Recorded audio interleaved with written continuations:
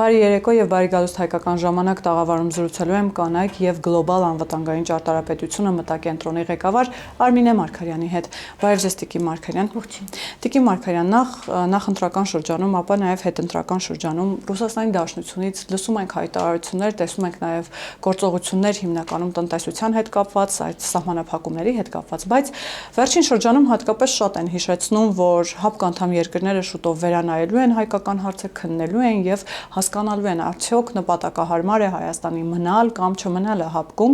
մեզ հորդորում են նաև, այսպես ասած, որոշում կայացնել, հստակեցնել, ՀԱՊԿ-ում ենք թե ՀԱՊԿ-ում չենք, որովհետև սառեցնել եզրույթը ըստ էության իրենց համար էլ է անհասկանալի, բայց հիմա հասկանանք, Տիկին Մարգարյան, եթե այս պահին Ռուսաստանը չի գնալու այդ քայլին եւ Հայաստանին ՀԱՊԿ-ից դուրս չի դնելու, ապա ինչի համար են այս հայտարարությունները, իսկ եթե այս հայտարարությունները միտված են նրան, որ Հայաստանին ՀԱՊԿ-ից դուրս են դնելու, ինչ հետևանքներ կարող են լինել։ Տեսեք, ՀԱՊԿ-ից ստեցյան շատ հանգիստ կարելի է մեզ դուրս թողնել, որովհետև մեր վարքագիծը հենց միտված է նրան, որպեսզի մեզ ՀԱՊԿ-ից դուրս թողնեն։ Դուք գիտեք, որ ՀԱՊԿ-ում չկա նման կարգավորում, երբ պետությունը կարող է ուրեմն սառեցնել իր կարգավիճակը, բայց մեր պարագայում, երբ մենք ասում ենք սառեցնել, այդպես մենք մեր քաղաքական դիրքորոշում ենք հայտնում առայն թե ինչպես իրեն դրսևորեց ՀԱՊԿ 22-23 թվականների եւ դրանից հետո։ Եվ ըստ էության այս վարքագիծը նշանակում է, որ մենք կտրել ենք մեր բոլոր կապերը ՀԱՊԿ-ի հետ։ Այդ պարագայում մենք դառնում ենք ավելորդ անդամ պետություն ՀԱՊԿ-ի համար, որտեղ մենք չենք ունենում այնտեղ ներդրում եւ ՀԱՊԿ-ը չի ունենում իր ներդրումը մեր անվտանգային ճարտարապետության մեջ։ Այսինքն ՀԱՊԿ-ի անդամ պետությունները կարող են շատ հանգիստ հավաքվել եւ այդ որոշումը կայացնել եւ Հայաստանին դուրս թողնել ՀԱՊԿ-ից, դրանից մեր անվտանգային ճարտարապետության տրամաբանության մեջ որևէ բան չի փոխվի, որովհետև այդ փոփոխությունը տեղի ունեցել արդեն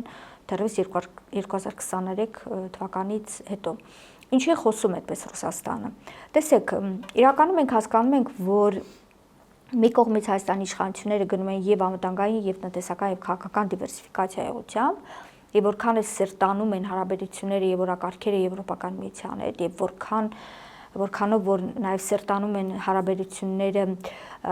եւ հարաբերությունները արտաքին աշխարհի հետ եւ ընդլայնվում են մեր ռազմավարական գործընկերային եւ ռազմատեխնիկական գործընկերային ցանցը, միևնույն ժամանակ հայկական կողմը փորձում է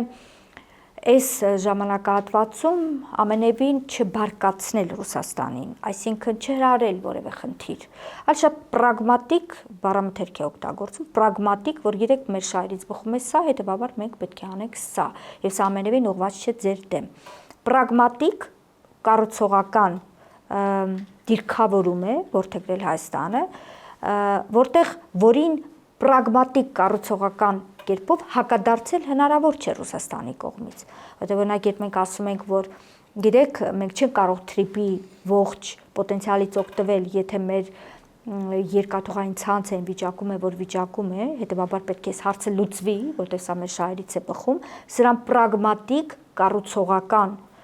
հակադարձում Ռուսաստանի կողմից չի կարող արվել։ Կարող է արվել միայն ուրեմն որոշակի իրենց բնորոշ բառամթերքով, մոտեցումներով, որ ինչ որ դուք անում եք, սա արևմուտքի թելադրանքն է եւ ուղղված է մեր ազգային անվտանգային շահերին, հա։ Նկատի ունեմ պրագմատիկ էստեղ հակադարձում իրենց կողմից չի կարող լինել։ Եվ հիմա իրանք շատ լավ հասկանում են որն է մեր մեթոդաբանությունը։ Մեր մեթոդաբանությունը խելոք, հանգիստ, գլուխներս կախ, մեր աշխատանքը անելը, մեր տնային աշխատանքը անելը, շատ բաց տեքստով այդ ամենը Ռուսաստանին ներկայացնելը, որ մենք անում ենք այն, ինչ մեր շահերից է բխում, եւ ամենևին մենք դեմ չեն գնում ձեր շահերին, բացարձակ, ցույց տվեք որտեղ են գնում ձեր շահերին դեմ, եթե սա մեր շահերին է կողմ, հա։ Հետեւաբար մենք չենք պատրաստում ձեր հետ խզել մեր հարաբերությունները, մենք չենք պատրաստում ձեզ հետ մեր հարաբերությունները լարել, այլ հակառակ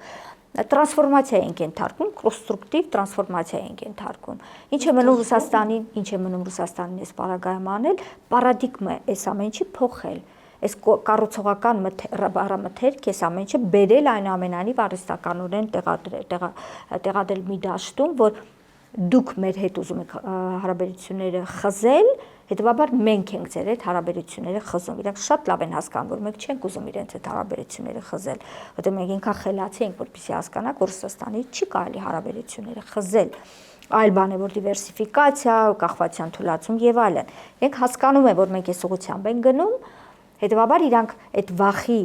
գործոնն են փորձում օգտագործել, եթե դուք շարունակեք այսպես, մենք մեր հարաբերությունները ձեզ հետ կխզենք, բայց կներկայացնենք, որ դուք եք մեղավոր, որովհետև դուք եք ուզել հարաբերությունները խզել եւ ստացել եք այն, ինչ որ հիմա մենք պատրաստվում ենք ձեզ հետ անել։ Լավ, իսկ նորմալ է, Տիկին Մարգարյան, երբ Դմիտրի Մեդվեդևի մակարդակում նախ ուղիղ տեքստով, բաց տեքստով սպառնում են, ուղիղ մեջբերեմ, ասում են Ռուսաստանի հետ հաստատված կապերի խզումը անխուսափելիորեն ծանր հետևանքներ կունենա շարքային հայ քաղաքացիների համար, նախ հասկանանք ինչ հետևանքների մասին է խոսում։ Հետո նաև հայտարարում է, որ Արևմուտքը Հայաստանը դիտարկում է միայն որպես Ռուսաստանի դեմ պայքարի գործիք եւ հետաքրքրված է քաղաքական դաշտը մաքրել Մոսկվայի եւ Երևանի միջև առողջ հարաբերություններ պաշտպանող բոլոր ուժերից, իդեպ խոսում են, որ Գագիկ Ծառուկյանն է ճնշված, ապօրինի քրեական գործեր են հարուցվում, նորմալ է, որ Դմիտրի Մեդվեդևի մակարդակում տպավորություն է, որ Ռուսաստանում այլևս ոչ խնդիր կա, ոչ անելիք, ոչ որևէ այլ մտահոգություններ, Դմիտրի Մեդվեդևը մտահոգված է, որ Գագիկ Ծառուկյանը Հայաստանում ճնշված է։ Դե Մեդվեդևը վերջերս աչքի են գնում իր այդպիսի, ցնորամիտ բավական համարձակ հայտարարություններով, որոնք վերաբերում են Հայաստանի եւ շատ ոչ կոռեկտ, քաղաքականապես ոչ հարիր, քաղաքական գործին ոչ հարիր բառամթերք է օգտագործում եւ անվանարկում է, Հանրապետության վարչապետին եւ առասարակ տարվող քաղաքականություն, չգիտես ինչու իրեն իրավունք է վերապահում խոսել Հայաստանի ժողովրդի անունից, նստած լինելով Ռուսաստանում եւ ամենևին չներկայացնելով հայ ժողովրդին, նա իրեն իրավունք է վերապահում խոսել հայ ժողովրդի անունից եւ հետեւաբար այստեղ մենք պետք է ամեն ինչը դիտարկենք հիբրիդային սպառնալիքների եւ գործիքակազմի տրամաբանության ներքո։ Մենք վերջերս ունեցել ենք պարլամենտական ընտրություններ, որի ժամանակ մեծամասնությունը Հայաստանի Հանրապետության քաղաքացիների ձայնը տվել է քաղաքացիական պայմանագիր կուսակցությանը, գործող իշխանություններին եւ նաեւ ձայներ եղել են ոչ քիչ, որոնք տրվել են ընդդիմությանը, սա է պատկերը, սա է ժողովրդի կամքը։ Եվ ժողովրդի կամքը այն է, ինչ իսպայն մենք ունենք, Հետեւաբար որևէ մեկը նստած Ռուսաստանում իրավունք չունի խոսել հայ ժողովրդի ուրեմն շահերի մասին եւ այսպես Հռոմի պապից ավելի կաթոլիկ Երևալ, թե ինքը գիտի թե մենք ինչ ենք ուզում եւ ինքը մեր շահերն է պաշտպանում։ Նորից ինչու է խոսում Ռուսաստանի հետ կապերի խզում, տեսեք իրենք են դա ասում, մենք նման բան չենք ասում։ Դուք տեսեք որևէ մեկին իշխանության շրջանակներում ներսում դու չես գտնի, որը խոսի Ռուսաստանի հետ կապերը խզելու մասին։ Դրա մասին խոսում է Ռուսաստանը, բայց այսպես շուռ տալով ներկայացնելով, որ մենք ենք գնում դրան, բայց իրենք են դրա մասին խոսում։ Ուրենք մենք գնում ենք դիվերսիֆիկացման, այլ մեր շահերից է բխում Եվրոպական միության հետ հնարավորինս տնտեսական, այդ թվում նաև տնտեսական հարաբերությունները զարգացնել եւ դա ասեմ ձեզ որ լավորիչ չէ, որ մենք այդ ճանապարհով գնում ենք եւ Ռուսաստանը այս պարագայում մեզ օգնում է, մոտիվացնում է, եթե հիմա արվում են քայլեր, որոնք կարող էին արվել օրինակ 1 տարի հետո կամ 2 տարի հետո, հիմա դրանք շատ արագ տեմպերով են արվում եւ շատ արդյունավետ եւ դրանց արդյունքը մենք շատ ավելի մոտ ապագայում ենք տեսնելու, քան ինչու, որովհետեւ Ռուսաստանը մեզ կանգնեցրել է այդ երկընտրանքի առջև։ Պարզապես իրենք էլ բարկանում են, որովհետև ինչքան ավելի սեղմում են օղակը, այնքան ավելի շատ մենք լուծումներ ենք տեսնում եւ այնքան ավելի շահեկան ենք դուրս գալիս այդ իրավիճակից։ Իսկ ջղաձգումը ինչով է պայմանավորված, հատկապես ինչից են ուզում հետ լծակներ չունեն մեր վրա գործադրելու, դրա համար ջղաձգվում են։ Պետք է վախենալ, գիտեք, որ Ռուսաստանից, որը լուր է։ Ամենավտանգավոր Ռուսաստանը դա լուր Ռուսաստանն է։ Իսկ Վլադիմիր Պուտինի լռությունը չի վախեցնում։ Չէ, բայց այստեղ միայն Վլադիմիր Պուտինը չէ, այստեղ այդ տարբեր խոսնակները դա արդեն Ռուսաստանն է, այստեղ էական չէ, դա կլինի նախագահը, թե կլինի փոխնախագահը, թե խոսնակը եւ այլն։ Այս դաշտում ինչ որ կա, այս ագրեսիվությունը, ջղաձգումները եւ այլն, սա ամենակախատեսելի Ռուսաստանն է, ամենավտանգավոր Ռուսաստանը դա լուր Ռուսաստանն է, որտեղ դա նշանակում է, որ ինքը ունի որոշ գործիքակազմ, որ ինքը այնուամենայնիվ այսպես նստած ասում է, լավ, դուք ինչ ուզում եք այդտեղ արեք, միևնույն է, ես իմ անելիք ունեմ։ Ես ձեզ որպես օրինակ բերեմ այն Ռուսաստանին, որին մենք ականատես եղանք Թրիպի ժամանակ։ Ինչու է Ռուսաստանը լուր, որովհետև Ռուսաստանը շատ լավ գիտեր, որ մենք ունենք կոնցեսիոն պայմանագրի խնդիր։ Եվ դրա համար ինքը լուր էր, որտեղ ինքը գիտեր, որ ձեռքում լծակ կա, որ ինքը օգտագործելու է մեր վրա։ Հիմա իրենք հասկանում են, որ կոնկրետ եվրոպական ուղղությամբ այդ լծակները իրենք չունեն։ Իրենք չունեն որևէ լծակ, որով կարողանան մեզ ճնշել, որ այդ եվրոպական տրեքը ուղղությունը առաջ չգնա։ Հակառակը իրանք փակեցին լարսը։ Դրա համար իրանք ջղաձգվում են, բայց քանի որ նորից իրենց մոտ այդ արտաքին քաղաքականությունը post այսպես գիտեք կայսերապաշտական եւ այլն էս նկրտումներով համեմված, իրենք կարծում են, որ իրենց կարելի է ամեն ինչ, այսինքն եթե խոսքը վերաբերում է Հայաստանին, իրենց կարելի է ամեն ինչ, ապա շատ դեպքերում նաեւ սխալներ են անում։ Հաշվարկը սխալ է եղել, ճնշում հնարավորինս ճնշում, այսինքն նաև մտածել են, որ արտադրողները ոտքի կկանգնեն, դժգոհություն կբարձրանա, սա նաև կօգնի պրոռուսական պրոքսիներին, ներսում գործող ուժերին, նաև թափ հավաքել, ավելի վարկանիշ ձեռք բերել եւ այլն, բայց սա չաշխատեց։ Ճիշտ հակառակը, ինչ արագությամբ Եվրոպական միությունը արձագանքեց այս ամենին, միանշանակ նրանք հիմար չեն, ռուսները հիմար չեն, շատ լավ հասկանում են, որ այս արագությամբ, որ արձագանք եղավ, դա նշանակում է, որ շատ վաղուց մենք սրան պատրաստվում էինք։ Մենք գիտենք, որ այս գործիքակազմը օգտագործվելու է, զուգահեռաբար շատ կոնստրուկտիվ ենք, մեզ սպառում ենք, չենք ուզում հարաբերություններ։ Այսինքն հայկական կողմը սպասում է, որ հենց առաջին կտրուկ քայլերին գնա Ռուսաստանը, որը պարբերաբար հայտարարում է, որ մենք բարեկամներ ենք դաշտում։ Այո, իհարկե, որովհետև Հայաստանը, բայց զուգահեռաբար գիտեք, Հայաստանը միշտ ասում էր, որ կան բաներ, որոնք ես պիտի անեմ, դիվերսիֆիկացման եւ դիվերսիֆիկացած արտաքին քաղաքականության մասին խոսում է արդեն 2 մի փոքր ավել տարի, դա մեր պաշտոնական քաղաքական կուրսն է, արտաքին քաղաքականության կուրսն է։ Դրա մասին շատ է խոսել եւ հանրապետության վարչապետը եւ արտգործնախարարը եւ տարբեր падգամավորներ, քաղաքական գործիչներ ներկայացրել են դա իրենց ինչ է ներկայացում։ Նույնիսկ քաղաքագիտական գիտելիքներ չունեցող անձինք, եթե մտնեն դրա մասին կարդան, կհասկանա, որ դա նշանակում է, որ Հայաստանը իր կախվածությունները Ռուսաստանից թույլատրում է։ Եվ բնականաբար դա գիտեին նաեւ Ռուսաստանում։ Բայց մենք դրա հետ զուգահեռաբար անընդհատ ընդգծում ենք, որ մենք չենք ուզում ձեզ այդ հարաբերությունները, մենք դա չենք համարում պատեհ եւ դիվերսիֆիկացիան հենց նաեւ նրա մասին է, որ դուք եք պետք է դրա մասնիկը լինեք։ Այլ բան, որ դուք չեք դիտարկում ձեզ դրա մասնիկը, այլ դուք ձեզ դիտարկում եք, շարունակում եք դիտարկել որպես իմպերիա, որը պետք է մեր փոխարեն որոշում կայացնի եւ որը իր կամքը պետք է թելադրի եւ եթե որևէ բան էստեղ արվում է, որը դուրս է իրենց պատկերացրած շահերի տիրույթից, ուրեմն դա արդեն ի սկզբանե դիտարկում է հակառուսական։ Լավ, իսկ երբ որ պրոպագանդիստների շուրթերով Տիկին Մարգարյան ուղիղ այսպես սպառնում են, ասում են, որ ոնց որ թե արդեն բլիթները շատ եք կերել, նայի էլիս իրենց բարերով ասած, լավ կշտացել եք ու ուղեղները չի աշխատում, Մարգարիտա Սիմոնյանն է ասում, շուտով ճիպոտներով կգանք։ Լավ, սա ինչպես հասկանալ, այսինքն մի ամբողջ, չէ, ուղղակի պարզապես ռետորաբանություն, այսպես քարոզչական մակարդակում պարզապես պարամետրը սրում են, հնարավորինս փորձում են մեզ նույնպես բերել այդ դաշտ եւ մենք պետք է այնքան խելացի լինենք, որ այդ դաշտ չմտնենք եւ իրենց խաղը չխաղանք։ Իսկ չեն հասկանում, որ օրինակ նույն հաշվարկները, երբ որ լծակները կիրառում են, ճնշումներ են կիրառում, դա ըստ էության դուք էլ նշեցիք, որ հակառակ էֆեկտ է տալու։ Հիմա այդ լծակները նույն կերպ շարունակել է ճնշումները տեղին է, նորմալ է եւ իրենք չունեն այլ լծակ, իսկ ինչ կարող են իրենք քեզ առաջարկել։ Գիտեք ամենամեծ խնդիրը որն է, իսկ ինչու չեն առաջարկում։ Որտեվ չունեն առաջարկելու որևէ բան, չունեն առաջարկելու այն, ինչ որ դու ուզում ես,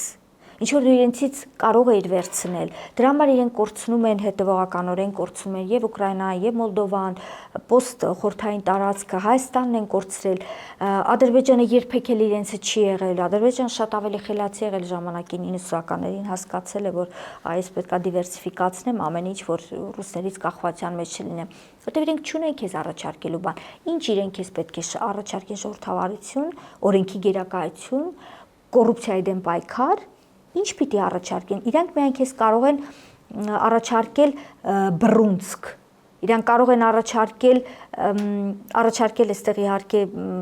վերացական, հա, որպես բառ եմ օգտագործում, կարող են առաջարկել Ռուսաստանին գործիքայնած, Ադրբեջանին գործիքայնացնել քո դեմ, օգտագործել քո դեմ, քո սահման մտնել քո սահմանները գրավել քեզ, հասկանում եք, հետո ասել, որ դե այնտեղ սա տարածքային ամբողջականության խախտում չի եղել, ուր են ձեր տարածքները։ Ինքը միայն կարող է առաջարկել հետեւյալը քեզ քո հարևանների հետ կռվածնել, որպեսզի կարողանա ավտորիտար մենեջմենտ իրականացնի։ Դա ինչպիսին իր կառավարման մոդելն է, միայն դա կարող է ինքը քեզ առաջարկել։ Իսկ ինչպիսին է իր կառավարման մոդելը, ավտորիտարիզմ, ոտքից գլուխ թաղված կոռուպցիայի մեջ։ Դա ինքը քեզ կարող է առաջարկել եւ առաջարկել է տասնամյակներ շարունակ եւ դու շատ գրկաբաց դա ընդունել ես։ Տիկին Մարգարյանի դեպ դուք էլ ձեր խոսքում նշեցիք, որ մի մեծ ընդդիմադիր սեգմենտ էլ ձևավորվել է հենց պրոռուսական ուժերից, այսպես ասած, սեգմենտն է։ Տեսեք, այդ ուժերի առաջարկը որն էր, ասում էին, մենք պիտի ունենանք ուժեղ դաշնակից, ուժեղ բարեկամ, ուժեղ երաշխավոր, այսինքն ուժեղ բառը եւ կողքը Ռուսաստանի Դաշնություն։ Եվ տեսեք, ինչպես Սամվել Կարապետյանն ասաց, ուղիղ իրեն եմ ցիտում, որ մենք 500,000 գլուխ ենք, մոտ 500,000 մարդ ըստ էության գնացել է եւ աջակցել է այդ թեզը, այսինքն շատ մարդիկ մինչեւ հիմա հավատում են, որ Ռուսաստանը կարող է լինել խաղաղության երաշխավոր, Ռուսաստանը կարող է լինել ուժեղ դաշնակից, բարեկամ։ Չէ, ես ես հավատացնում եմ, որ այն հատվածը մարդկանց, ովքեր որ ոչ թե գումարի դիմաց են ընտրություն արել, հա, կամ ունեցել են կլանային որոշակի կուսակցական շահեր եւ այլն, այլ գիտակից հատվածը, որը իրապես ընտրություն է արել, համարելով, որ ինքը խղճով է առաջնորդվում, մեծ մասամբ իրենք ընտրել են այդ քաղաքական ուժին, վախենալով այսպես կոչված 300,000 ադրբեջանցիների վերադարձից։ Այսինքն այդ կեղծ թեզերը, այդ թեզը հոյակապ աշխատել է այս պարագայում։ Ընտրություններից հետո առնվազն ես իմ բոլոր շփումներում եւ երիտասարդների հետ, դրանք կարող են լինել մարզերում եւ համեմատաբար ավելի տարեց մարդկանց հետ շփումներում, երբ զրուցում եմ, խոսում եմ, բոլոր անխտիր ովքեր ընտրել են այդ ուժին քաղաքական, իրենք բարձրաձայնում են, որ իրենց ընտրությունը պայմանավորված է եղել վախով, որ պետք է կանխել 300,000 ադրբեջանցիների վերադարձը Հայաստան։ Ռուսաստանի թևը, ձեր ասած, մեծ մասամբ դրանք նրանք էին, ովքեր Ռուսաստանից եկել էին, որ ընտրեին, կամ էլի նույն այստեղ այդ կուսակցության հետ կապված կլանային շահեր, կուսակցական շահեր, չգիտեմ, բարեկամներ, բիզնեսներ, որոնք կորցնում են ապօրինի գույքով անցնող եւ այլն, սա մեկ այսպես բան է, հատված է, այն մյուս հատվածը ընտրել է 300,000-ի նարատիվի ճնշման տակ։ Լավ, ինչպես պիտի մարդկանց գիտակցությանը հասցնել, որ նախ դա հիբրիդային գործիքակազմով ստեղծված նարատիվ է, դա ադրբեջանական նարատիվ է, որ լրիվ այլ նպատակներով օգտագործվում եւ որ ոչ մի ադրբեջանցի չի պատրաստվում գալ եւ Հայաստանում ապրել։ Ասեմ ինչպես խաղաղության օրակարգ ինստիտուցիոնալացնելով չկա այլ ճանապարհ, որևէ այլ ճանապարհ այստեղ գոյություն չունի, որովհետեւ գիտեք, ինչքան էլ դու Հայաստանի Հանրապետության քաղաքացուն բացատրում ես, որ սա հիբրիդային պատերազմ է, որ սա արում է սրա համար, որպեսզի իրենք կան իշխանության եւ այլն, սա քո շահը չէ։ Միևնույն է, այդ հիշողությունը պատմական կոնֆլիկտից, նաև վերջին կոնֆլիկտի, վերջին պատերազմի հիշողությունը մարդկանց մոտ թարմ է։ Բայց դա կա նաև ադրբեջանական կողմի մոտ։ Այո, եւ որքան էլ որ դու բացատրում ես, թեպետ իմ պարագայմանակ, երբ ես դա բացատրում եմ, 100%-ով դա աշխատել է մինչ այժմ, երբ ես բացատրում եմ, որ եթե դու վախենում ես ադրբեջանցուց, նույնչափ ադրբեջանցին է քեզանից վախենում։ Եվ եթե դու պատկերացնում ես մի իրավիճակ, երբ ադրբեջանցիները ձեռքի բռնած 300,000-ով գալիս են Հայաստան, ուրեմն դու վստահ ես, որ եկել է այլևս այն ժամանակաշրջանը, երբ հայերը, հայաստանցիները կարող են ձեռքի բռնած գնալ Ղարաբաղ, գնալ Սումգայիթ, գնալ Բաքու։ Ու երկրորդ հարցը հետևյալն է լինում. դու հիմա պատկերացնում ես նման իրավիճակ, դու տեսնում ես, որ մարդը ասում է, ոչ, ես չեմ պատկերացնում։ Ասես, բայց այդ դեպքում ո՞նց ես պատկերացում այդ 300,000-ի գալը։ Պարզ է, չէ, որ իրենք չեն կարող գալ։ Եվ գիտեք, հուսամ, որ կգա այն օրը, որ այո, մենք ունենանք մի իրավիճակ, երբ ադրբեջանցիներն էլ կկարողանան գալ մեր մոտ, մենք էլ կկարողանանք գնալ այնտեղ, բայց դա լրիվ ուրիշ միջավայրում է լինելու։ Եվ այդ եթե սա է միակ ճանապարհը, իսկ որպեսզի մենք դրան հասնենք, խաղաղությունը հետևողական պետք է ինստիտուցիոնալացվի, այսինքն երկկողմ առևտուր, մարդկային շփումներ, մշակութային որոշակի, գիտեք, գործընթացներ, կրթական այսպես կոմպոնենտի մեջ այդ ատելության խոսքից հետնահանջ եւ այլն, այսինքն քայլ առ քայլ մինչեւ կգա կհասնի այն պահ, երբ մենք կկարողանանք եւ մենք գնալ այնտեղ եւ իրենք գալ այստեղ, ուսամ մենք կգա այդ օրը, որ մենք կտեսնենք։ Այսինքն սա մի բան է, որ մեր քաղաքացիներին պետք է ամեն օր հիշեցնել։ Երբ ձեզ ասում են 300,000 ադրբեջանցիներ գալու են Հայաստան, պատկերացրեք այդ պահը, որ այդ 300,000 ադրբեջանցին ձեռքի բռնած իրեն գալիս են Հայաստան։ Մի պահ պատկերացրեք, երբ դա կարող է լինել, կարող է դա վաղը լինել։ Իհարկե ոչ, չի կարող։ Եթե դուք պատկերացնում եք, որ դա վաղը կարող է լինել, ինչպես եք պատկերացնում։ Մենք միջնադարում ենք ապրում, երբ դարպասները ուղակի բացելու է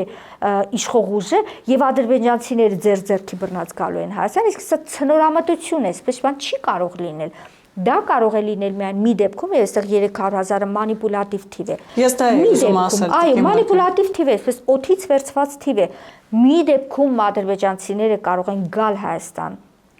եթե այլևս ստեղծվել են պայմանները, երբ նաեւ հայերը կարող են վերադառնալ Արցախ, հայերը կարող են վերադառնալ Սումգայիթ, հայերը կարող են վերադառնալ Բաքու։ Միայն այդ պարագայում, այնպես որ վախենալ պետք չէ, պետք է կենտրոնանալ խաղաղության օրակարգի վրա։ Այո, մենք իրար չենք վստահում, մենք ունենք լեգիտիմ, գիտեք, իրավունք իրար չվստահելու, հակամարտության հիմքերը շատ խորն են, մենք իրենց չենք վստահում, իրենք մեզ չեն վստահում, բայց եկել է պահը, որ մենք քայլ առ քայլ, այսպես շրջենք հակամարտության էջը։ Այսօր այդ պահն է, եւ նրանք, ովքեր վախենում են 300,000 ադրբեջանցիների գալուց, նրանք պետք է հասկանան, որպեսզի դա տեղի չունենա, խաղաղությունը պետք է ինստիտուցիոնալացվի։ Տիկին Մարգարյան, ինչպես եք պատկերացնում այս պայմաններում, այսպես ասած, մտածել կենտրոնանալ խաղաղության վրա, միայն խաղաղության վրա, երբ մենք խորհրդանում ունենք նման պատկեր, երբ ուժեր կան, ովքեր տպավորություն է, որ ոչ մի օրակարգ չունեն, եթե հանես 300,000 ադրբեջանցիների վերադարձի թեզը, ոչ մի օրակարգ չկա, եւ այնտեղ ուժեղ խաղաղություն, ուժեղ թրիփը BRICS-ի հետ, այսպես անհասկանալի ինչ որ հայտարարություններ էին անում։ Հիմա այս խորհրդարանի պայմաններում ինչպես եք պատկերացնում այդ աշխատանքը, խաղաղության գործընթացը, գործընթացը եւ հատկապես սահմանադրական մեծամասնություն ունի իշխող ուժը, ինչով հպարտանում են նաեւ ընդդիմադիր շրջանակները, դա նաեւ չի խանգարելու խաղաղության գործընթացին եւ նաեւ այդ դիրքավորումը, երբ պարբերաբար փորձում են հայ հասարակությանը համոզել, որ սահմանադրական փոփոխությունը պետք է, որովհետեւ դա Ադրբեջանի պահանջ է։ Տեսեք, իրական ես երբեք չեմ վերաբերել դրան որպես ադրբեջանական պահանջ եւ ինձ միևնույն է ինձ թե Ադրբեջանը ինչպես է դրան վերաբերում կամ ինչպես ինքը դա ձևակերպում, սա էլ է հիբրիդի մի մասնիկ, ինձ հետաքրքիր թե մեզ ինչքանով է դա պետք է, այն որ մեզ դա պետք է, այն որ այո այդ գիտեք քաղաքացիական կոնտրակտը, այսպես ասած իշխանությունների եւ քաղաքացու միջև այո պետք է վերանայվի եւ սահմանադրությունը պետք է վերանայվի շատ առումներով, դա կարծում եմ յուրաքանչյուրս էլ դրա հետ մենք համաձայն ենք։ Հետևաբար դա մեր օրակարգն է։ Ինչ վերաբերում է նրան, թե պարլամենտի ապագա պատկերը ինչպիսին է եւ ոնց է ամեն ինչ, ոնց է նպաստելու խաղաղության օրակարգի։ Գիտեք, մի կողմից մենք կարող ենք ասել, որ սահմանադրական մեծամասնություն չունենալը հնարավորություն չի տալու գնալ ռեֆերենդումի ճանապարհով, բայց մյուս կողմից եկեք պատկերացնենք մի իրավիճակ, երբ կար այդ սահմանադրական մեծամասնություն, բայց ռեֆերենդումը տապալվում էր։ Այսինքն ամեն դեպքում մենք գործ ունենք մարդկային գիտակցության փոփոխության հետ։ Իսկ դա ժամանակատար գործընթաց է։ Հետևաբար, եթե պատկերն այսպեսին է, չկա սահմանադրական ուրեմն մեծամասնություն եւ ես կարծում եմ, որ իշխող ուժը նույնիսկ պետք է ուրախ լինի, որ ինքը սպայն չունի սահմանադրական մեծամասնություն, որովհետեւ այս դեպքում, գիտեք, կարելի շատ հանգիստ շարունակել Ադրբեջանի հետ փոխվստահության ամրապնդման միջոցները, ամրապնդել, գնալ օրակարգերը սկսել, հետևողականորեն անել եւ այդ ժամանակահատվածում եւ Հայաստանի հանրությունը եւ Ադրբեջանի հանրությունը կտեսնի, որ կարծես թե սա էլ տեղից իրար է գալիս եւ կարծես թե սա իրականանալի է, գիտեք, իհարկե այս ներկայիս պարլամենտում այն պատկերը ընդդիմության որ ունենք, այդ ընդդիմությունը խանգարելու է թուրքական, չգիտեմ, այսպես շահեր սպասարկելով են մեղադրելու ադրբեջանական եւ այլն, բայց դա մենք տեսել ենք անցած 5 տարիների ընթացքում ապագա 5 տարիների ընթացքում էլ ենք տեսնելու, իսկ կարծում եմ նույնիսկ մենք ինչ-որ առումով իմունիտետ ենք դրան արդեն ձեռք բերել եւ շատ կարեւոր է թե իշխող ուժը ինչպես է տանելու այս խաղաղության օրակարգը առաջ, գիտեք, վերջերս իմ էստոնացի գործընկերներից մեկը մի շատ հետաքրքիր արտահայտություն արեց, երբ մենք խոսում էինք իրական Հայաստանի մասին, գաղափարախոսության մասին, ինձ հետաքրքիր էր, քանի որ իրենք հիբրիդի պայքարում շատ հզոր են եւ մեծ փորձ ունեն, իսկ այս օրինակ դուք ինչպես եք պատկերացնում այդ օրակարգը ոնց կարող է հաջողել, ինք ասես գիտեք, որևէ օրակարգ քաղաքական չի կարող հաջողել, եթե դա շոշափելի օգուտներ չի բերում հանրության համար, որովհետև երբ երեխան սոված է, ինչ օրակարգել դու գաղափարախոսություններ առաջ տանես, երեխան սոված է։ Հետևաբար, եկեք եկանք նորից իրական Հայաստանի գաղափարախոսությանը։ Արդյոք դա նպաստելու է մեր երեխաների սոված լինելուն, թե հակառակը։ Իսկ կարծում եմ հակառակը։ Այսինքն մեր երեխաները ավելի լավ են ապրելու Միանշանակ, որտեղ այսօր ինչ որ արվում է, դա նպաստելու է հենց Հայաստանի Հանրապետության հզորացմանը։ Որտեղ իրական Հայաստանի գաղափարախոսության մեջ կարող ենք թրիպը դիտարկել։ Իրական Հայաստանի գաղափարախոսության մեջ կարող ենք Հայաստան-Ադրբեջան խաղաղության ինստիտուցիոնալացումը դիտարկել։ Իրական Հայաստանի գաղափարախոսության մեջ միայն կարող ենք Հայաստան-Թուրքիա կարգավորումը դիտարկել, ռազմավարական գործընկերային ցանցի ընդլայնումը դիտարկել, այն զորահանդեսը, որ տեսանք, դա էլ միայն կարող ենք իրական Հայաստանի տրամաբանության ներքո դիտարկել։ Այսինքն, եթե դա վերցնենք այսպես վերևում ու մնացած այսպես, գիտեք, շարենք ներքևում, մենք կտեսնենք, որ իրական Հայաստանի գաղափարախոսությունն էր, որ այդ ամեն ինչը սկսեց թույլ տալ։ Իսկ այդ ամեն ինչի արգասիքը լինելու է բարեկեցիկ ապագան։ Այսինքն իրական Հայաստանը արդեն շոշափելի է, ես ձեզ ճիշտ հասկացա։ Իրական Հայաստանը շոշափելի է, այո։ Իրական Հայաստանը նորից եմ ասում, այն զորահանդեսներ, որ մենք մի քանի օր առաջ տեսանք, իրական Հայաստանը այն է, որ մենք սահմանային լարվածություններ չենք ունենում։ Իրական Հայաստանը այն է, որ Հայաստանի քաղաքասարակությունը մեկնում է Ադրբեջան, Ադրբեջանի քաղաքասարակությունը գալիս է Հայաստան։ Իրական Հայաստանը այն է, որ Ռուսաստանը սահմանափակումներ է իրականացնում քո պրոդուկտների նկատմամբ եւ անմիջապես Եվրոպան ստեղծում է հնարավորություններ, որ դու կարողանաս օգտվել իր շուկայից, հա, եւ այսպես կարող եմ շարունակել։ Այս ամեն ինչ իրական Հայաստանն է, այլ բան չէ։ Տիկին Մարգարյան, իսկ իրական Հայաստանում պետք է լինեն այլ երկրի ռազմական ներուժ, օրինակ նույն ռուսական ռազմաբազան, որը հիմա կա եւ որը միտված է մեզ այսպես ասած Թուրքիայից պաշտպանելու համար, որը այսպես ասած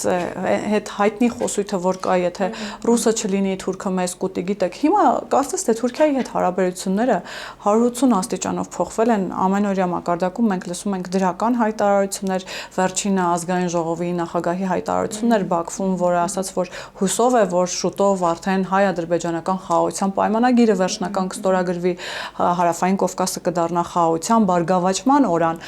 Նման հայտարարությունների եւ հարաբերությունների նման դինամիկայի դեպքում արդյոք ռուսական ռազմաբազայի այստեղ լինել չլինելու հարցը արդեն օրհասական չի դառնում եւ արդյոք սա եւս մեկ, այսպես ասած, ռումբ չէ Հայաստանի համար, որովհետեւ դա ցավոտ հարց է լինելու Ռուսաստանի Դաշնության համար։ Եվ նաեւ ներկայիս պայմաններում, երբ մենք ամենօրյա ռեժիմում լսում ենք նման հայտարարություններ, սպառնալիքներ, ռազմաբազան արդյոք գործի կդրվի, թե դա պարզապես հայտարարություններ են հայտարարությունների համար։ Օրինակ նույն օրենքներ են ընդունում, որ իրենք իրենց քաղաքացիներին կարող են օգնել, եթե նրանք ապօրինի հետապնդվում են, ռազմական ներուժ կարող են անգամ գործադրել։ Ինչպես հասկանալ այդ օրենքները, արդյոք այստեղ գործի կդրվեն օրինակ ռուսական ռազմաբազան կամ որոշ զինվորականներ, որպեսզի պաշտպանեն իրենց քաղաքացուն, որի մասին Վլադիմիր Պուտինը խոսում էր։ Այս թնջուկի մեջ ինչպես հասկանանք հիմա։ Տեսեք, մենք ունենք անվտանգային կառույցներ, որոնք աշխատում են եւ բավական լավ են աշխատում, այնպես որ ռազմաբազայի առումով ես չեմ կարծում պետք է անհանգստանալ, այլ հարց է, որ համապատասխան պայմանների ձևավորման պարագայում մեզ ռազմաբազան այլևս անհրաժեշտ չի լինելու։ Ռազմաբազան այսպես կոնտենտային առումով շատ վաղուց արդեն այստեղ անհրաժեշտ չի եւ նույնիսկ հարց է, երբևէ կոնտենտի առումով անհրաժեշտ եղել է, թե չէ, բայց պրակտիկ առումով արդեն անհրաժեշտ չի լինելու, բնականաբար դա հայ-թուրքական սահմանի բացումն է։ Հետևաբար տեսնում եք բոլոր ճանապարհները տանում են այն ամենայնիվ իրական Հայաստանի իրականացման ճանապարհով, եթե մենք երբևէ որոշենք անդամակցել որևէ ռազմաքաղաքական կառույցի, ապա իհարկե կարող ենք մեր երկրի տարածքում տեղակայել որևէ ռազմաբազա, հա, բայց ես հուսով եմ, որ մենք այնուամենայնիվ այնքան խելացի կգտնենք, որ հապկից հետո որևէ այլ ռազմաքաղաքական կառույցի չենք անդամակցի, այսինքն ՆԱՏՕ-ի չենք, որտեղ ես կարծում եմ, որ Հայաստանի նման փոքր պետությունը այս միջավայրը որ կա, ինքը պետք է լինի ոչ բլոկային։ Սա մշտապես էս օրակարգի ես առաջ եմ մղում, որ մենք պիտի լինենք ոչ բլոկային։ Այսինքն որևէ ռազմաքաղաքական կառույցի մենք չպետք է անդամակցենք, մենք կարող ենք ընդլայնել մեր ռազմական, ռազմատեխնիկական, չգիտեմ, ռազմավարական գործընկերների ցանցը, բոլորից ստանալ են ինչ մեզ պետք է, հասկանում եք, շատերից ստանալ են ինչ մեզ պետք է, հեչ պարտադիր չէ մեզ հավաքական պաշտպանության սկզբունքով կապել որևէ կառույցի հետ։ Դրա կարիքը մենք չունենք։ Այս ճանապարհով որ գնում ենք, փաստացի ճիշտ է, եթե ինչ-որ պահ է գալու, որ մենք դե յուրե դուրս են գալու հապկից, ես հուսով եմ, որ որևէ որոշում չի կայացվի, նույնիսկ հեռավար ապագայում անդամակցել ՆԱՏՕ-ին։ Այնպես որ իրական Հայաստանը ոչ միայն այն Հայաստան է, որտեղ չպետք է լինի որևէ ուրեմն ռազմաբազա, այլ իրական Հայաստանն այն Հայաստան է, որտեղ որոշումները կայացվում են Հայաստանի ներսում,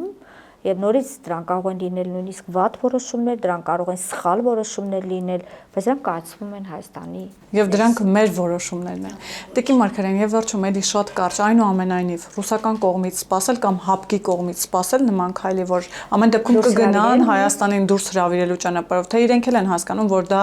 ավելի շատ ազատելու է Հայաստանի ձեռքերը եւ առաջինը այս դեպքում իրենք քայլ չեն անի, այսինքն Հայաստանի մոտ։ Տեսեք, դա մեզ բացարձակ պետք է չհետաքրքրի, որտեղ նույնիսկ եթե այդ քայլ իրենք անեն, մեր համար դա որևէ բան չի փոխելու։ Իրենց տալու է հնարավորություն ավելի հռետորաբանությունը սասկացնել, ասել այ դուք ստիպեցիք, այ դուք ամեն ինչ արեցիք, որ մենք ձեզ դուրս հրավիրեցինք, որտեղ դուք եք ուզում մեր այդ հարաբերությունները խզել։ Հռետորաբանության մակարդակում դա կարող է որոշակի ավելի սրել, ավելի իրենց թույլ տալ ինչ-որ ավելի կոշտ խոսել, բայց մեր համար պրակտիկ գետնի վրա դա որևէ բան չի փոխել։ Բայց եթե կտրվենք Հայաստանից, Տիկին Մարգարյան, ըստ ձեզ հապկը իրեն չի սպառել, հատկապես հաշվի առնելով ռուս-ուկրաինական պատերազմը, հաշվի առնելով Իդեպ Բելարուսի նախագահը տրտնջում էր, որ իրենց արհեստական կերպով փորձում են ներքաշել պատերազմի մեջ, որտեղ իրենք չեն ուզում մտնել։ Սա ինչպես հասկանալ, սա հապկ շրջանակներում է փորձում արվել։ Չէ, սա պետք է կարծում եմ հասկանալ հետևյալը, որ Ռուսաստանի ներսում կա երկու թև, որոնք ինչպես է նայում ուկրաինական պատերազմին, հա, դա մեկը բազեների թևն է, մյուսը աղավնիների թևն է, հա, բազեները կարծում են, որ ամեն գնով, նույնիսկ միջուկային զենքի գնով պետք է գնալ առաջ, իսկ աղավնիները կարծում են, որ այնուամենայնիվ պետք է փորձել սկսել քիչ-քիչ կանգ առնել, հա, եւ շատ վերջերս այս դիսկուրսը այնտեղ շատ է ակտիվացել եւ Լուկաշենկոյի այդ կարգի հայտարարությունը նաեւ արտացոլանքն է Ռուսաստանի ներսում եղած դիսկուրսի։ Այսինքն որ իրենց էլ են փորձում ներքաշել։ Այսինքն որ կա այդ դիսկուրսը, որ պետք է արդյոք առաջ գնալ, թե պետք չէ արդյոք առաջ գնալ։ Եվ եթե մենք տեսնում ենք ով է այսինքն հայտարարությունը անում, երբ դժվար չէ կռահել, թե Ռուսաստանի ներսում ովքեր են ավելի դեմ առաջ գնալու նարատիվին։ Շնորհակալ եմ Տիկին Մարգարյան։ Հիշեցնեմ, որ զրուցակիցս կանայք եւ գլոբալ անվտանգային ճարտարապետությունը մտակենտրոնի ղեկավար Արմինե Մարգարյանն էր։ Կհանդիպենք։